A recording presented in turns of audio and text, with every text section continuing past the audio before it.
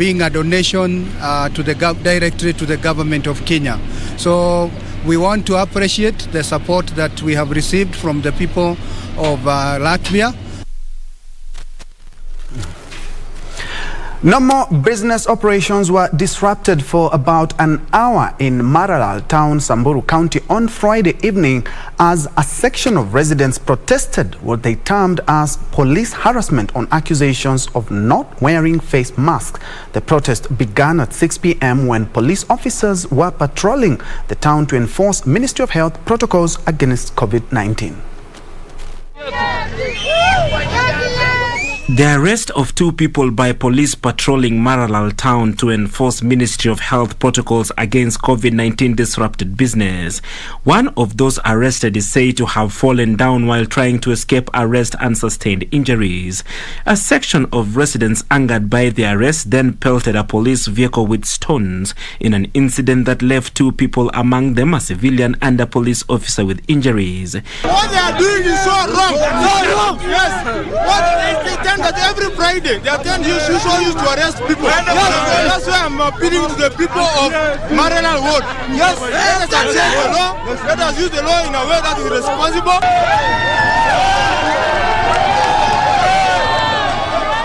It took the intervention of Samburu Central Sub-County Police Commander Alex Sylvester Rotich to calm the situation.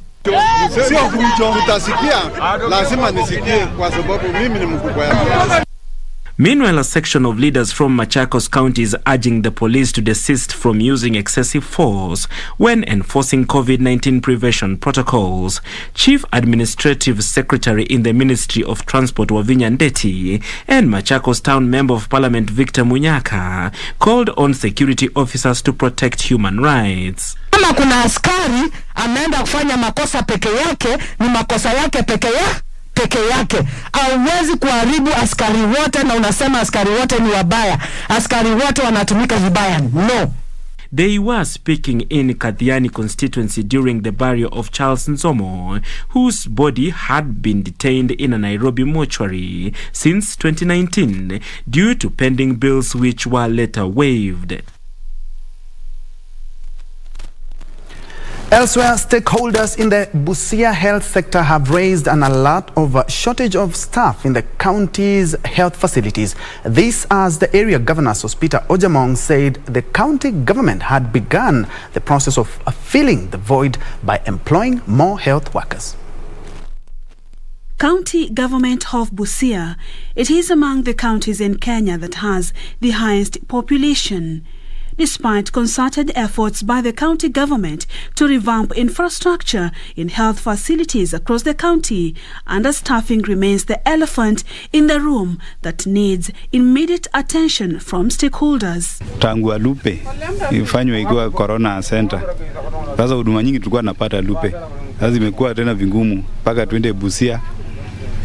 Lukolis naye unaenda ziko. Secretary General Kenya Medical Practitioners, Pharmacist and Dentist Union Western Region, Dr. Sunday Charo, reveals that the county has a shortage of doctors and nurses that has led to poor service delivery. Kuna wahudumu ambao kwa jina la kimombo tunaita specialists ambao bado hatuna. Ukiangalia kwamba hatuna physicians, na mara nyingi jambo kama hili hulazimisha wagonjwa kusafiri katika kaunti jirani, aidha kaunti ya Bungoma, kaunti ya Kakamega, ama hata kufika kaunti ya Uasin Gishu. Dr. Charo further says lack of motivation among the staff is also a challenge that has contributed to poor service delivery. Hii imefanya kwamba hospitali zingine sana sana mashinani haziwezi kutoa huduma hizi kwa masaa 24, na inapofika mwisho wa wiki, Jumamosi, Jumapili, pia huduma zinatolewa kwa kadri sana. However, Busia Governor Sospita Ojamong noted that they have so far employed 15 doctors to improve service delivery, and they have conducted interviews for nurses and clinical officers, which he said will address the shortage. Tumeongeza madaktari, wanasema kazi sasa kwao ni nafuu kidogo kuliko vile ilivyokuweko. Na pia tulikuwa tumetangaza nafasi za kazi za clinical officers na pia nurses, ambapo wameshafanya interviews na wanangojea tu tukimaliza supplementary budget tuwapatie barua wa report ili hii shida ya ukosefu wa nurses na ni wote katika hizo zahanati inapunguka. And still keeping up with the health matters, Nakuru County Governor Njue has raised a red flag over the surge of COVID-19 infections in education institutions in the county. Njue revealed that at least 46 COVID-19 deaths were reported in the education sector in August alone. During the month under review, 41 persons were under ICU care and an average of 110 on oxygen support. The governor urged the public to turn up for treatment in public health facilities, noting that the county government has so far waived medical bills amounting to over 500 million shillings for COVID-19 patients since March last year. The month that has just ended, that is the month of August, was our worst month since the first cases of COVID-19 were reported here in Nakuru. In particular, we lost a total of 196 people across the entire Nakuru in the month of August alone. The health department in the county blamed the spike in COVID-19 infections to late reporting despite treatment being free in public health facilities. The medical staff have noted with great concern that a majority of the people who seek help, medical help, are coming rather late. And the reason that is the case is that there's a lot of self-diagnosis going on, which means that persons who think they're having symptoms that are suggestive of COVID would rather self-medicate, self-diagnose, and only when it gets too serious is when they come to the hospital. Elsewhere, the raging COVID-19 Delta variant has overstretched supplementary oxygen at KBC Teaching and Referral Hospital, prompting county health authorities to increase its production capacity. I have directed the chief officer to ensure that we put in place an additional 500 liters of oxygen per minute. So she's in the process of procurement. Inaugurating a new board for the KBC Teaching and Referral Hospital, Governor James Ongwae explained that the county no longer sold the much-needed piped air to neighboring counties owing to the COVID-19 infection spike. We used to give out the oxygen to the outlying, to the other counties. But now, because a very, very sick patient towards the terminal end is utilizing close to 40 to 50 liters of oxygen per minute. Of course, the normal ones, I'm not a doctor myself, but I suspect the normal ones could be using about 10 or so. At that time, it was possible to, what we had was enough. But right now, what we have is not enough. The outgoing board was credited for putting up a 300 capacity mail ward used as a COVID-19 center, among other projects. Reporting for Lunchtime News, I'm Amboyo Tiende.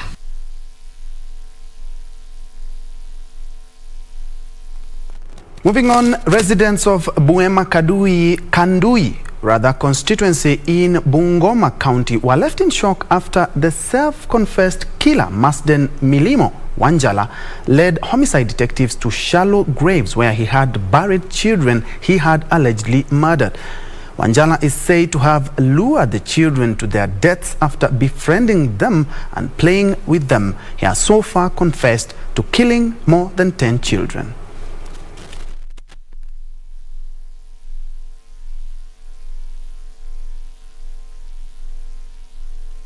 Kijana alikuwa akijeza na huyo mtoto mpira nini na akapombeleza mtoto akampeleka mahali akamuua, alafu akakuja akasika kwa barabara kwa kijiji yangu. Kuna huyu kijana ambaye alikuwa na mazoea ya kuua watoto. Tunaambiwa ya kwamba ameua watoto 13 na mmoja wa hao watoto aliuliwa kwa hiki kijiji na akazikwa mahali fulani hapa ambapo polisi wanatafuta kuchimbua. Ukiona mtu anakuja karibu na familia yako ambayo haumuelewi, usimpatie ruhusa azoeane sana na watoto wako ama familia yako, kwa sababu venye dunia inaenda saa hizi ni kama haieleweki. Elsewhere, a middle-aged widower in Madogo, Tana River County is appealing for assistance from well-wishers to help him raise 1.2 million shillings and foot the hospital bill of his late wife who died from COVID-19 complications shortly after giving birth. Maulid Osman says doctors at Aga Khan Hospital in Mombasa were forced to conduct a cesarean section on his wife to save the child after she developed serious complications from the disease. Puti Museo has that report. Never is a man more of a man than when he is a father of a newborn. So goes a popular quote by an American actor, Matthew McConaughey. But Maulid Osman from Mombasa is slowly losing this fatherhood feeling. Mimi nimefiliwa na bibi kule Kilifi, alifariki na ugonjwa wa corona COVID-19, na kwa sasa kuna bill na daiwa na sina mtu wa kunisaidia sababu mimi na bibi yangu sote ni yatima. Osman says things have not been easy since his wife died from COVID-19 complications shortly after giving birth to their third child. The baby, who was born at 6 months, is still at the Aga Khan Hospital in Mombasa, and the bill has accumulated to 1.2 million shillings. Bili ya bibi ilikuwa ni 1750. Ndio nimelipa kufaulu kuenda kumstiri mwenzangu. Na hivi saa hii tunaongea kuna mtoto wangu yuko Aga Khan Hospital kwa incubator. Osman is appealing to well-wishers to come to his rescue. Kwa hivyo naomba popote mko wa Kenya, serikali inisaidie tafadhali. To help the family, you can send your contributions through M-Pesa number 0717405731. Purity Museo, Lunchtime News.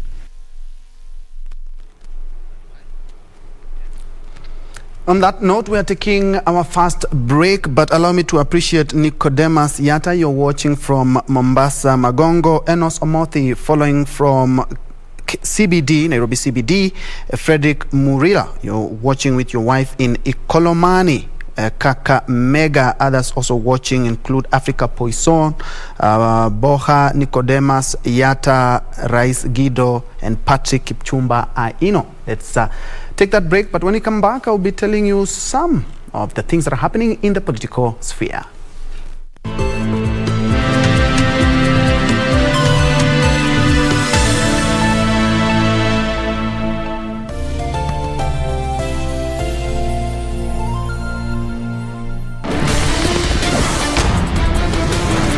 Together is dangerous.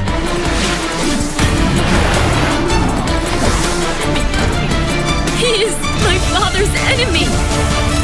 Over my dead body.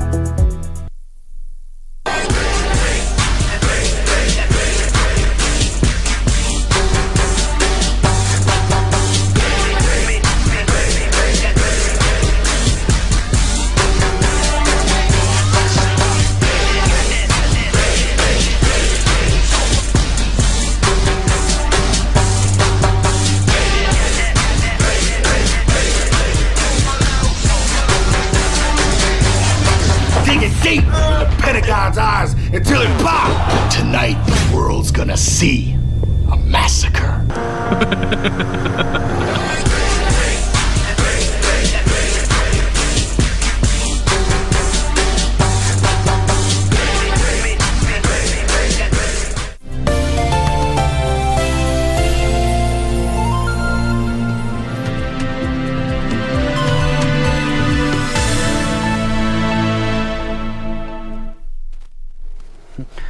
Welcome back. This is KBC Lunchtime News. In case you just joined us, let's now shift focus to matters politics, where National Assembly Speaker Justin Muturi says time is ripe for Mount Kenya East region to produce a presidential candidate. According to Muturi, the region will soon establish a political party to be used by the ideal candidate come the 2022 general election. Speaking at a meeting convened by the clergy at Kanyombora in Embu County, National Assembly Speaker Justin Muturi committed to spearhead efforts to identify a political vehicle, either through adopting and rebranding an existing one or forming a new entity altogether. Muturi urged the electorate in Mount Kenya East not to be lured to market a party that is not homegrown, but instead establish their own so that they can have negotiating power. Na watu wanaweza sema chama hii yangu ni national nini, lakini kuna pahali chama pale nyumbani, pahali inazaliwa, sio? Thank you Bishop. Iko pahali chama imezaliwa. Sasa kwa sababu lazima hata sisi tuwe na yetu, ndio watu tukizungumza kule watu watajua kuna wenyewe. Sasa tukiingia cha wenyewe kwa sababu mimi naona kama tunauziwa na wenye chama wamenyamaza. Wale watakuwa wenyewe, mimi naona wamenyamaza. Wauzi wale wanauza wanatoka huku kwanza Mount Kenya ndio wanauza sana, na kwenye chama kimezaliwa wenyewe wamenyamaza, kwa sababu sasa kama nimepata mtu wa kufanya marketing huko tunanyamaza. Wote wakasema tuweke taa ya Mount Kenya East mbele ing'are, tuwe sisi watu wa Mount Kenya East tunaheshimiwa, na wakati wengine wana negotiate kwa sababu ya watu wao, sisi tuko. Meanwhile, the Ogiek community has endorsed Roslyn Presoi for nomination as senator by the Jubilee Party to represent minority and special groups. The move follows the death of Senator Victor Prenge in a road accident along the Nakuru Marigat Road on the 16th of August. The community says Presoi's track record in uniting the youth, women and promoting peace in the region is among the factors they considered in endorsing her. Maneno ya wake kubali maneno ya Talai tukiwa minority na tumeendorse, tukasema ni mama ndio atawakie kwa tapunguza naye machozi, baadaye tutarudi tukete chini. Rais pamoja na serikali yako akie tumeendorse mama. Nimembaki. Hiyo ndio maombi yetu, kwa sababu yeye ninaona yeye ni mmoja wa kuunganisha wamama, vijana, wazee, ana ubaguzi kwa kabila, kwa sababu kuna saa zingine inasemekana ati kabila fulani wataondoka, kabila fulani wataondoka, lakini huyu mama anapigania kabisa sisi wote tuishi tukiwa kitu moja, ndugu moja, dada moja. So mambo ambayo ilikuwa inaendelea, inasemekana mimi nimeendorse Peter, mimi sijaendorse, mimi najiendorse mimi mwenyewe ya kwamba ninaweza kushikilia jamii yangu ya Ogiek, Marieshoni na Naiswet na kabila yote ambayo iko Nakuru County.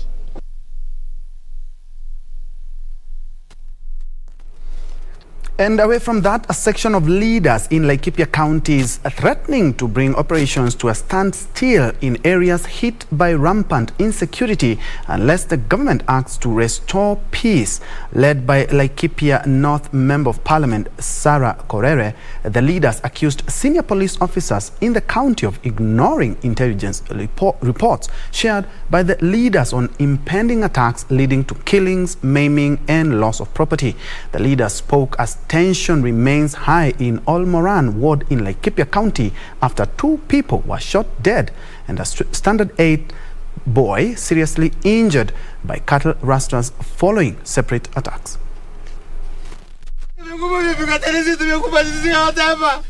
31-year-old man identified as Cyprus Gataka died on the spot after he was shot in the chest by armed bandits at his Ngare Naro village in Laikipia. Na wale ambao walikuwa pamoja waliweza kutorokea kwa mahindi, na wale wakora wako hapa ni wakora ambao wanahusikana na hali ya mifugo.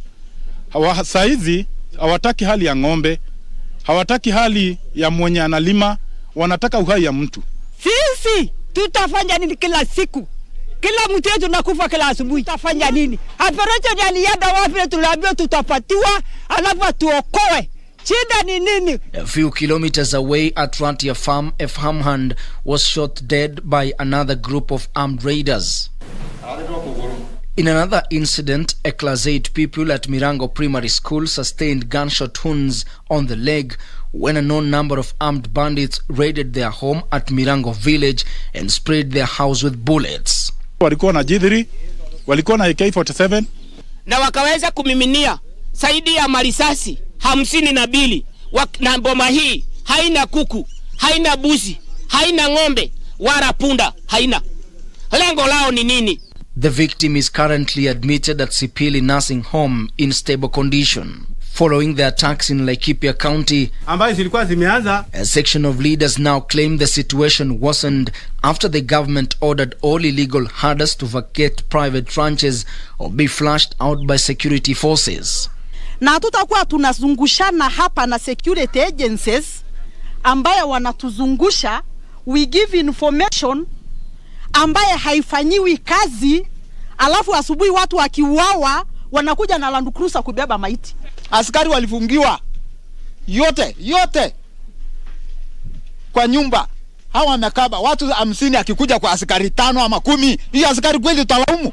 Mimi sina ng'ombe, sina mzee aliuliwa, sina kuku, sina nini. Tutafanya ni serikali. Mkuje tuokoe tafadhali. During a meeting attended by Rift Valley Regional Coordinator George Natembea, area leaders led by Laikipia North Member of Parliament Sarah Korere decried the rising insecurity. Sasa watashukua ng'ombe yetu, washukue mbuzi yetu, waue wanaume yetu, watunajisi sisi. Na tunaambiwa yuko serikali. The leaders also faulted the government for the withdrawal of the National Police Reservists. However, according to Natembea, plans to redeploy the police reservists to help in reinforcing the work being done by various security units are underway. Addressing residents at Olmoran Township, Natembea pleaded with the residents not to flee their homes. Lakini kusema kwamba kutakuwa na raia mwingine kwa na bunduki ndiye ana dictate kama kutakuwa na amani ama kutakuwa na amani Olmoran inakwisha leo. He at the same time denied claims the government was behind the abduction of 2 wanted criminals from Pokot community by unknown people on Tuesday last week at Olmoran area. Ben Chumba, Lunchtime News. Elsewhere, the 4 Kenyan fishermen who had been detained in Tanzania for close to 2 months have finally been released on a 75,000 shillings cash bail. The 4 from Kibro Beach in Muhuru Bay were arrested on the 25th of June while on a fishing expedition in Lake Victoria and whisked away to Tanzania. Eric Mosoni, Samuel Isaiah, Joseph Stephen, and Gordon Owiti are finally back home. The 4 fishermen who looked tired and pale but were happy to be back home were arrested and detained by Tanzanian authorities for 2 months. According to one of the victims, Samuel Isaiah, the 4 had sought clarification from their Tanzanian counterparts whom they claim to have spoiled their fishing gear when they were arrested and charged with robbery in Tarime and remanded for 6 months. Sasa kesi yenye tulikamatwa nayo hawakutupea, waliandika kesi ya kuiba samaki, kufahamia na silaha. Waliandika sisi tuliingia na panga tukafahamia wenzao wa Tanzania tukawanyang'anya samaki na sisi hicho kitendo hatukufanya. Kibro Beach Chairman Joel Maulid said lack of patrol boats within Migori County have escalated cases of insecurities in the lake. Boti iko pale lakini engine hakuna. So ni kama doria yao hawezi fanya doria wa kila siku. Wakienda mara moja baada ya 2 weeks ndio wanafanya doria tena majini. So tunaomba serikali wawape patrol boat yetu wawe na mafuta ya kutosha wafanye doria ziwani kamilifu. Muhuru Bay Ward Representative Hezron Mahira, through a petition to the East African Legislative Assembly, wants all the fishing barriers on Lake Victoria reviewed to reduce such eventualities. Ndio nimeandika na hii petition nafikiri karibuni imeshakuwa signed na watu 34. Tunataka tufanye biashara katika hii area kwa urahisi na kwa upendo. And in sports, Kenya's 100 meters national record holder Ferdinand Omanyala finished fourth at his Diamond League debut at the Van Damme Memorial in Brussels last night. Omanyala clocked 10.02 seconds. In 1500 meters, Abel Kipsang and Charles Simotro finished 4th and 5th respectively.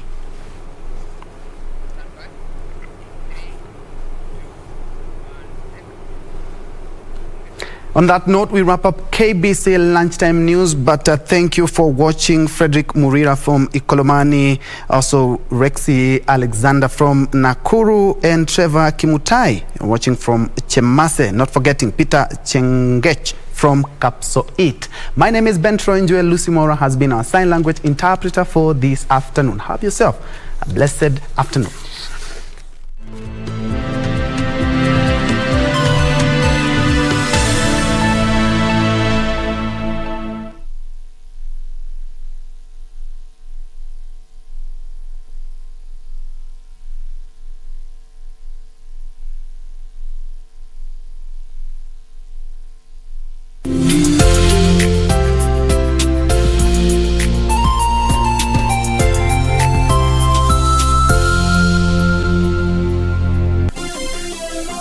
Vera Beauty College. Vera Beauty and Fashion College, with branches in Nairobi, Eldoret, Thika and Meru. Did you know that we are a TVET approved institution? We offer courses in fashion design, interior design in soft furnishing, event decoration, flower arrangement, event planning, hairdressing, barbering and dreadlocks, beauty therapy, makeup, nail technology, spa massages, teaching skills, TOT, solo business management, and many more. Register now and visit our website on www.verabeautycollege.com. You can also call on 0725-923-550 Nairobi branch, 0728-087-689 Eldoret branch, 0722-227428 Thika branch, 0725-000-706 Meru branch. Vera Beauty and Fashion College, a TVET approved institution.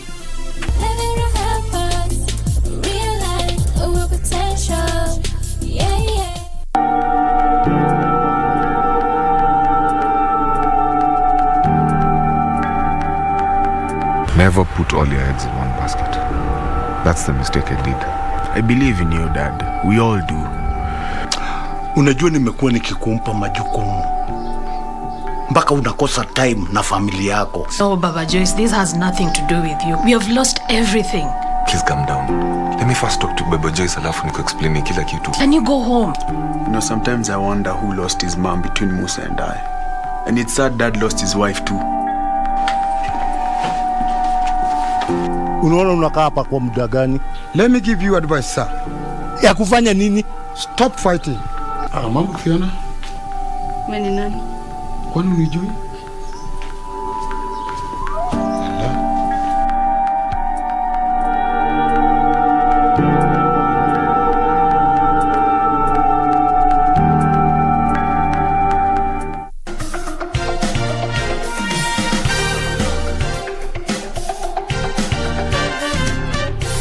You see, people think career is purpose. Yes. Career is not purpose. Purpose is anything you do with God. Purpose begins when you find Jesus. Yes. You remember the big phone with the big aerial? Eh? Yeah. And he manifested the phone. Yes. So you find that is education. Fulfilled. Yeah, he's fulfilled. Yeah. He's satisfied. So I told him, do this. Quit the job. So purpose, as it makes you a passion. You want to wake up, you're excited. Yes. You're excited to even sometimes you don't sleep thinking about it. Yes.